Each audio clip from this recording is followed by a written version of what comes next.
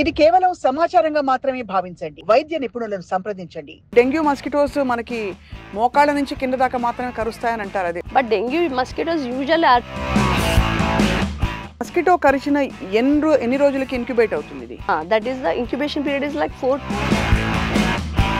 ఎక్కువ pain killers అవి ఇస్తే కూడా Painkillers are not indicated in. అన్నిటికీ హై ఫీవరే వస్తుంది కదండి ముందు. హై ఫీవరే కదా, ఫీవర్ తగ్గిపోతుంది అని డోలో తీసుకుని జనాలు ఇంట్లో.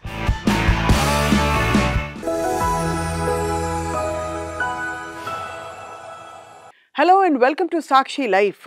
వాతావరణం మారుతున్న సంకేతాలు మనకి చాలా స్పష్టంగా కనిపిస్తున్నాయి. ఈ మధ్య ఏంటంటే చిరు చలి మొదలైంది.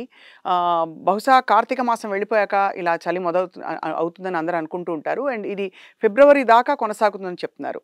మారుతున్న వాతావరణంతో పాటు సీజనల్ ఇల్నెసెస్ కూడా బాగా పెరుగుతున్నాయి. Today I have with me senior consultant general physician from Care Hospitals doctor Shailaja.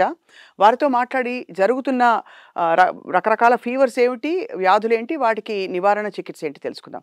Doctor Shailaja, thank you for joining us అండి. Hello, thank you. Good morning everybody. Hi Swapna. It's actually అంటే మామూలుగా ఈ సీజన్ రాగానే ఒకప్పుడు చాలా కషాయాలు కాచేసి రకరకాల పద్ధతుల్లో ఇంట్లోనే ప్రివెంటివ్ మెషర్స్ తీసుకునేవారు. ఈసారి వాట్ ఆర్ యూ సీయింగ్ అండి?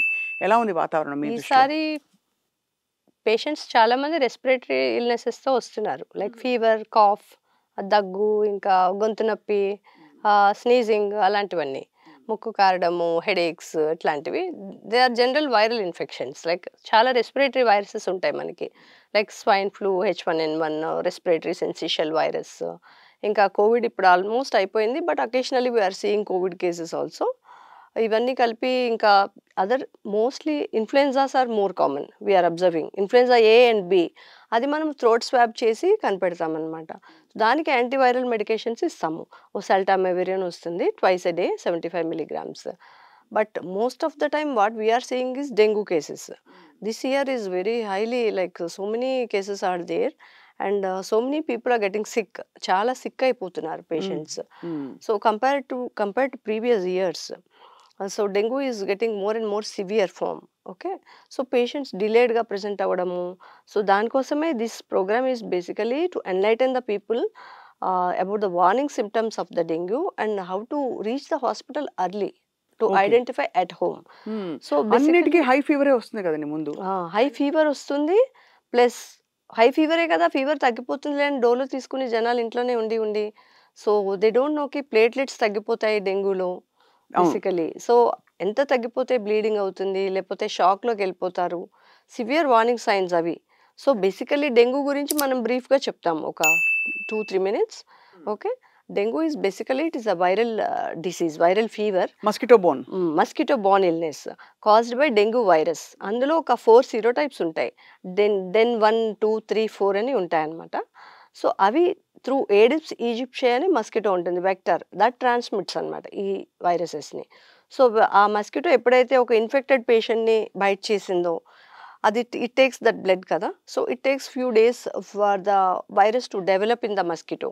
సో మస్కిటో ఫస్ట్ ఇన్ఫెక్ట్ అవుతుంది, then it bites the another person. అప్పుడు అది ఇనాక్యులేట్ చేస్తుంది that virus into that person. So అక్కడి నుంచి మనకి ఒక 4 to 10 days is the incubation period. ఆ పీరియడ్లో వైరస్ మన బాడీలో డెవలప్ అవుతుంది.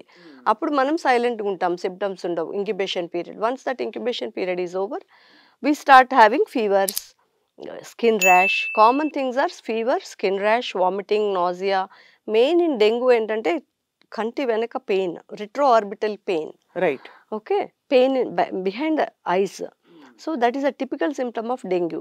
ఇంకా headaches, vomitings, joint pains, okay, giddiness, ఇట్లా చాలా ఉంటాయి. ఒక్కొక్క పేషెంట్ బట్టి ఉంటుంది. సో సివియరిటీ ఎక్కువే కొద్దీ what are the warning signs అంటే సివియర్ పెయిన్ అబ్డమెన్, చాలా కడుపు నొప్పి వస్తుంది, వామిటింగ్స్ తగ్గట్లేదు, చాలా గిడ్డినెస్ వస్తుంది, బ్లీడింగ్ అవుతుంది. సో అలాంటప్పుడు ఇంకా షాక్లోకి వెళ్ళిపోతున్నారు. They are not eating anything, they have to immediately come to hospital. డెంగ్యూలో మెయిన్గా థర్డ్ స్పేస్ లాస్ అంటాం. అంటే ఫ్లూయిడ్ లీక్ అయిపోతుంది లంగ్స్లో, అబ్డమెన్లో, అన్ని దగ్గరకి వెళ్ళిపోతుంది ఫ్లూయిడ్. సో ఇంట్రావాస్కులర్ బ్లడ్ వెసల్స్లో ఫ్లూయిడ్ ఎక్కువ ఉండదు. రైట్. సో బీపీ పడిపోతుంది.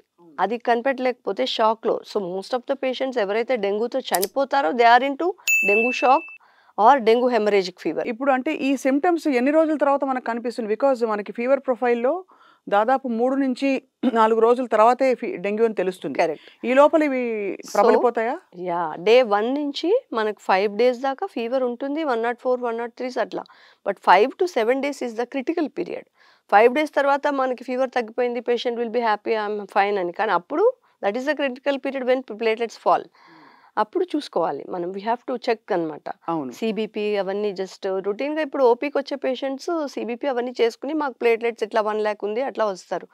Normal platelet count is 1.5 to 4.5 lakhs. So below 1.5 lakh వచ్చినప్పుడు దట్ ఈస్ అన్ అలర్ట్. సో వాళ్ళు వచ్చి కనిపిస్తూ ఉంటారు. కానీ few patients they neglect.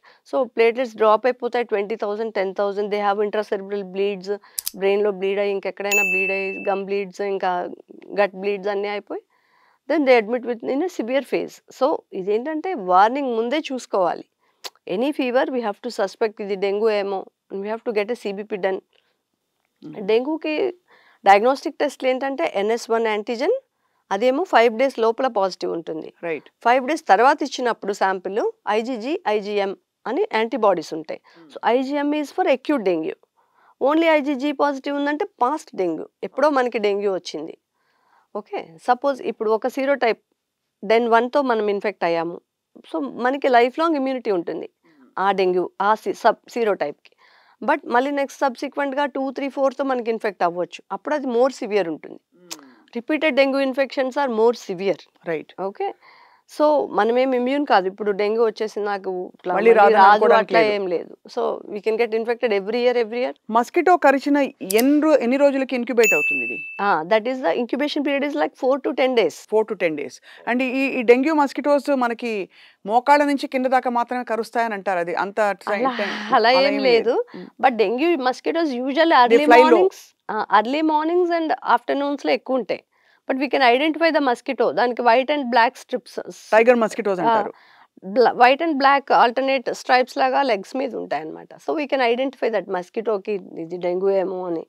So after that bite మనం వీ హ్యావ్ టు బీ కేర్ఫుల్కి మనం చూసుకోవాలి. ఫీవర్ ఏమైనా వచ్చిందంటే ఇమ్మీడియట్గా సిబిపి చేసుకోవడము, డెంగ్యూ టెస్ట్ చేసుకోవడము, లేకపోతే మన జనరల్ కండిషన్ ఎలా ఉంది బీపీ చెక్ చేసుకోవడము, ఇలాంటివన్నీ. ఓకే, సో మరి డెంగ్యూకి సంబంధించి రికవరీ పీరియడ్ అంటే ఒక్కసారిగా ప్లేట్లెట్స్ ఆఫ్ కోర్స్ రికవర్ అయిన వాళ్ళకి ప్లేట్లెట్స్ అన్నీ మళ్ళీ రిజువినేట్ అవ్వడానికి, రీగ్రో అవ్వడానికి పపాయ లీఫ్ తాగుతారు. అది మీరు నమ్ముతారా? Scientifically it is not no way return కి papaya leaf extracts or papaya fruit is useful. But usually people follow that. వాళ్ళు దే బిలీవ్ దట్ కి మేము తిన్నాం కాబట్టి పెరిగింది అని. But it is fine. Platelets automatic గా కూడా automatically because bone marrow automatically everyday it produces. Once destruction అయిపోతుంటే వైరస్ ఎవ్రీడే మనకి ప్రొడ్యూస్ అవుతూనే ఉంటాయి. బట్ థింగ్ ఏంటంటే కొన్ని పేషెంట్స్లో long term bone marrow suppression ఉంటుంది. VC prolonged periods like 1 week దాకా ప్లేట్లెట్ ఇంప్రూవ్ కాదు. Then we have to support with transfusions, single donor platelets, multiple donor like random donor platelets. అట్లా single donor అంటే ఒకటే like donor నుంచి మనం platelets అన్ని తీస్తాం అనమాట, ఓన్లీ ప్లేట్లెట్స్.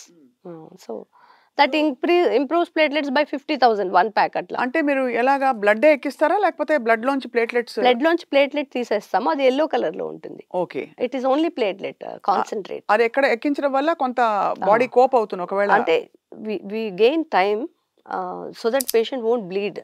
సో ఇప్పుడు 10,000 below is the indication for platelet transfusions. 10,000 below or bleeding ఉంటే ఈవెన్ వి వెయిట్. సో కానీ సడన్ గా సెరిబ్రల్ బ్లీడ్ అయితే we can't do anything. So 10,000 below preventively we give like SDPs అన్ని ready పెట్టుకుంటాం, blood group చేసి donors ready చేసుకుని అన్ని. But above like 10,000 20,000 usually they won't bleed. Time will be there for recovery. So few పేషెంట్స్లో డ్రాస్టిక్గా fall అయిపోతుంది. అంటే నిన్న 1 lakh ఉంది, ఈరోజు 50,000 ఉంది, రేపటికి 10,000 అయిపోతుంది. They are very sick patients అనమాట. So they have to be kept in ICU, monitor చేసుకోవాలి, ప్లేట్లెట్స్ ఇవ్వాలి. They have to given lot of IV fluids, అంతా బ్యాలెన్స్ చేసుకోవాలి, ఫ్లూయిడ్ బ్యాలెన్స్. మళ్ళీ ఫ్లూయిడ్ ఎక్కువ ఇచ్చినా ఓవర్లోడ్ అయిపోతుంది. సో ఫ్యూ పేషెంట్స్ డెంగ్యూ పేషెంట్స్లో ఏమవుతుందంటే హార్ట్ రేట్ స్లో అవుతుంది, బ్రాడికార్డియా. అవును. అది మానిటర్ చేసుకోవాలి. చిలకి 40స్‌లో హార్ట్ రేట్స్ వస్తుంటే అది కొంచెం ఇంప్రూవ్ చేయడానికి మెడికేషన్స్ ఇవ్వాలి. So, it is like so, ఎక్కువ పెయిన్ కిల్లర్స్ అవి ఇస్తే ఆ! కూడా యాహ్! బాడీ పెయిన్స్ కోసం క్రియాటినిన్ లెవెల్స్ పెరిగిపోతాయి. అన్నీ మేనేజ్ చేసుకుంటూ నడిపించాలి. యాహ్! చాలా ప్రికేరియస్‌గా దాన్ని. No actually pain killers are not indicated in dengue. ఎందుకంటే ప్లేట్లెట్స్ ఫాల్ అయితున్నాయి కదా! ఫాల్ అవుతున్నప్పుడు we won't give that non steroidal anti inflammatory drugs అని స్ట్రాంగ్ పెయిన్ కిల్లర్స్. మనం ఇప్పుడు జనాలు ఏం చేస్తారంటే నాకు నొప్పి అనగానే బాడీ పెయిన్స్ ఫస్ట్ మెడికల్ షాప్‌కో, ఆర్ఎంపీస్‌కో వెళ్ళేసి ఇంజెక్షన్స్ తీసుకుంటారు. Intramuscular injections also not indicated. ఎందుకంటే అక్కడ హిమటోమాస్ వస్తాయి. ప్లేట్లెట్స్ తక్కువ ఉన్నప్పుడు బ్లడ్ క్లాట్స్ అయిపోతాయి. అది ఒకటి చేసుకోకూడదు. పెయిన్ కిల్లర్స్ వాడకూడదు. ఆ 2 చేస్తారు. పెయిన్ కిల్లర్స్ అస్సలు వాడకూడదు. డోలో తప్ప వాడకూడదు. వాడకూడదు. వాడకూడదు. మళ్ళీ ఆ పెయిన్ కిల్లర్స్ తీసుకున్న తర్వాత ఆల్రెడీ ఎనీ ఇన్ఫెక్షన్‌లో కిడ్నీ, లివర్ అన్నీ ఎఫెక్ట్ అయ్యే ప్రమాదం ఉంటుంది కదా! క్రియాటినిన్ తెలీదు. తెలియకుండా పెయిన్ కిల్లర్స్ వాడితే ఇంకా that gives more harmful effects. అట్లా. సో, అయితే మొత్తానికి ఇది డెంగ్యూకి సంబంధించి మనకి ప్రాథమికమైన ఇన్ఫర్మేషన్ అండి. What kind of diet do you prescribe? డెంగ్యూలో ఏదైనా తినొచ్చంటారు కానీ డెంగ్యూలో usually we avoid non veg, all veg అన్నీ తినొచ్చు. But only we avoid spicy and sour foods. ఎందుకంటే కొంచెం ఆల్రెడీ గ్యాస్ట్రైటిస్ ఉండి సోర్ ఫుడ్స్, ఎసిడిక్ ఫుడ్స్ ఇస్తే వాళ్ళు they may bleed. Bleeding prevent చేయడానికి. Thank you very much doctor Shailaja. Thank you నమస్తే so అండి. Much for right. Giving opportunity.